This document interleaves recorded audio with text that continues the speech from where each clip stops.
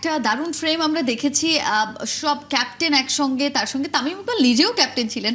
So তার জন্য আসলে এটা একটা বড় পাওয়া যে তিনি ক্যাপ্টেন হিসেবে বাকি সব ক্যাপ্টেনকে সম্মানিত করতে পারছেন। সেই জায়গায় আসলে চারজন ক্যাপ্টেনকে আমরা দেখতে পাইনি।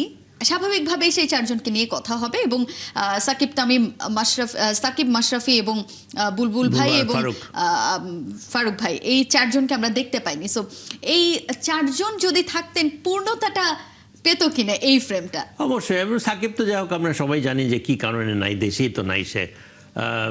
হয়তোবা বুলবুল কিংবা ফারুক রিসেন্টলি তাদের হয়তোবা খুব একটা অভিজ্ঞতা সুখকর হয়নি, তো যেটা একটা কারণ হতেও পারে। মান অভিমান একটা আক্ষেপ থাকলেও থাকতে পারে। বুলবুল দেশে আছে কিনা সেটা হলো বিষয়। I am not very sure যে সে দেশে আছে কিনা। এবং তামিম, বিসিবি বস তামিম ইকবাল খান যেটা বলছিলেন যে তিনি আসলে যোগাযোগের চেষ্টা করেছেন, কিন্তু পরে তিনি আসলে আবিষ্কার করতে পেরেছেন তিনিও আসলে ব্লক লিস্টে। এইটা আসলে একটু অ্যাজ আ বোর্ড প্রেসিডেন্ট এটা একটু নেতিবাচক একটা ইম্প্যাক্ট ফেলে কিনা?